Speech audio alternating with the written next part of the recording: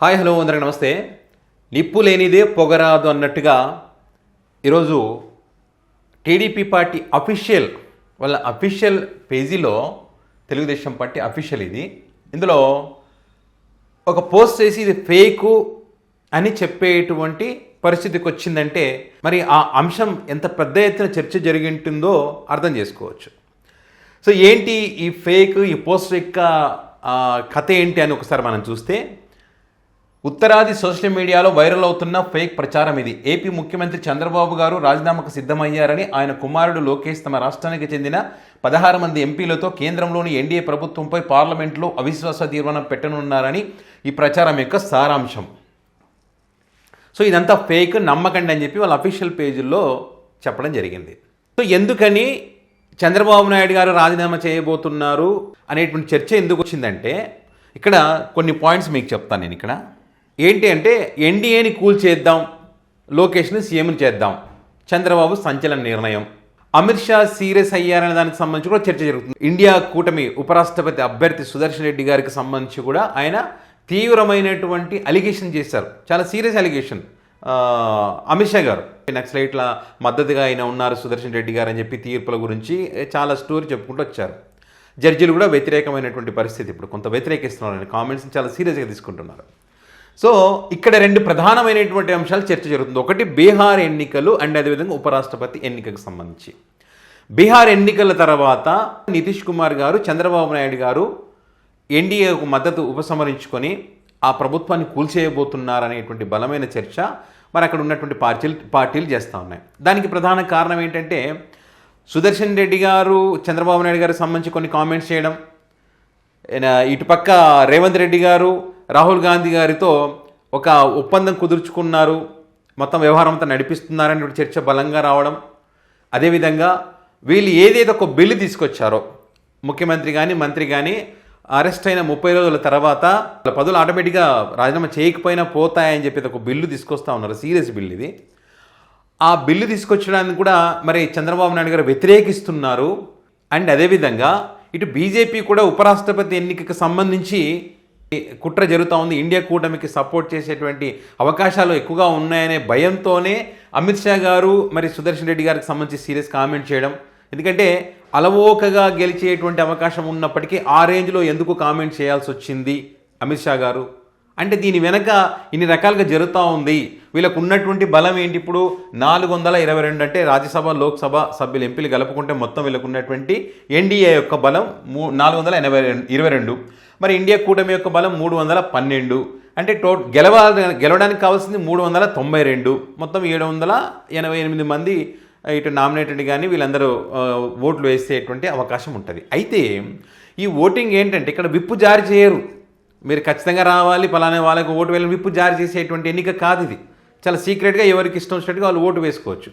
ఆ భయం వీళ్ళలో ఉంది. ఇక్కడ ఉన్నటువంటి ఏదైతే చంద్రబాబు నాయుడు గారికి ఉన్నటువంటి 16 ఎంపీలు కానీ, నితీష్ కుమార్ గారికి ఉన్నటువంటి 12 ఎంపీలు కానీ, అట్లా 28 మంది అటు ఇండియా కూటమి వైపు వేసినా, ఇంకా మరి కొంతమంది వేసినా కూడా కొంతమంది అసంతృప్తులు ఉన్నారనే ఒక చర్చ జరుగుతూ ఉంది.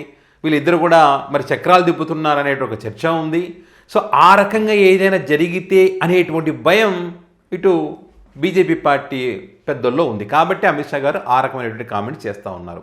సో ఇట్లా ఎవరి గేమ్ వాళ్ళు ఆడుతూ ఉన్నారని చెప్పి పొలిటికల్ సర్కిల్లో పెద్ద ఎత్తున చర్చ జరుగుతూ అనేక అంశాలను వాళ్ళు ప్రస్తావిస్తూ ఉన్నారు. ఇట్లా ఈ మధ్యకాలంలో వచ్చినటువంటి ఏడీఆర్ రిపోర్ట్ ఒకటి, ఏదైతే చంద్రబాబు నాయుడు గారు దేశంలోనే ధనిక సీఎం, అదేవిధంగా ఈ కేసుల్లో 3వ ప్లేస్లో ఉన్నారు ఆయన. ఇటుపక్క తెలంగాణ రాష్ట్రానికి చెందినటువంటి ముఖ్యమంత్రి రేవంత్ రెడ్డి గారు కేసుల్లో నెంబర్ 1 ప్లేస్లో ఉన్నారు, సంపాదనలో 7వ ప్లేస్లో ఉన్నారు. సో ఇట్లా ధనికులుగా ధనిక సీఎంగా చంద్రబాబు గారు, ఎక్కువ కేసులు ఉన్న వ్యక్తుల్లో రేవంత్ గారు ఉన్నారు. సో ఇట్లా వీళ్ళు గురు శిష్యులు అనేటువంటి ఒక పేరు ఉంది. ఈ క్రమంలో వీళ్ళు తెచ్చేటువంటి బిల్లు రేపు రోజు ఏమైనా ఇబ్బంది అవుతుందా అనేటువంటి ఆలోచన కూడా వీళ్ళు చేస్తూ ఉన్నారు. కాబట్టి ఇక్కడ ఎన్డీఏ కూటమిని కూల్చేసేటువంటి కుట్ర జరుగుతూ ఉంది. అందులో భాగంగానే బీహార్ ఎన్నికల సందర్భంగా మరి ఈ ప్రచారం పెద్ద ఎత్తున జరుగుతోంది. ఆ మీడియాలో కూడా దీనికి సంబంధించినటువంటి వార్తా కథనాలు రావడానికి కారణం కూడా ఇదే అనేటువంటిది అందరి యొక్క అభిప్రాయం. సో ఈ రకంగా తెలుగు మీడియా, అటు బీహార్ మీడియా, నేషనల్ మీడియా ఈ రకంగా చంద్రబాబు నాయుడు గారు ఎన్డీఏను కూల్చేసేటువంటి బాగా ఒక స్కెచ్, ఒక పథక రచన చేస్తూ ఉన్నారని చెప్పి, తన కొడుకుని ముఖ్యమంత్రిని చేసేటువంటి ఆలోచన ఉందని చెప్పి, ఇండియా కూటమికి మద్దతు తెలిపాలనే ఆలోచనలో ఉన్నారని చెప్పి, ఇట్లా రకరకాల చర్చలు జరుగుతూ ఉన్నటువంటి క్రమంలో చివరికి వాళ్ళ అఫీషియల్ పేజీలో ఇదంతా ఫేక్, దయచేసి నమ్మకండి అని చెప్పి వాళ్ళు చెప్పేటువంటి పరిస్థితికి వచ్చింది.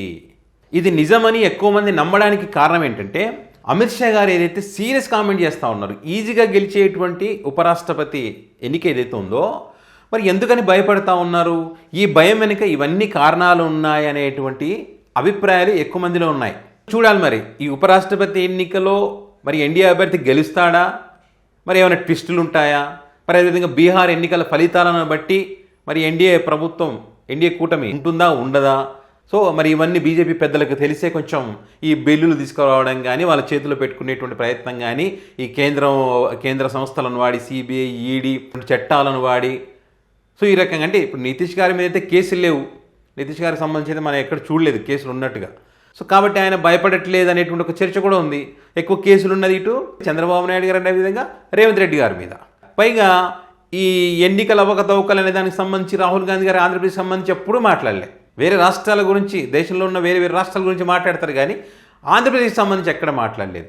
అంటే వీళ్ళకు మొదటి నుంచి కూడా చీకటి ఒప్పందాలు ఉన్నాయి, లోపల అంతర్గతంగా చాలా చాలా నడుస్తూ ఉందనేటువంటి చర్చ బలపడడానికి కారణాలు ఇవన్నీ చెప్తా ఉన్నారనమాట.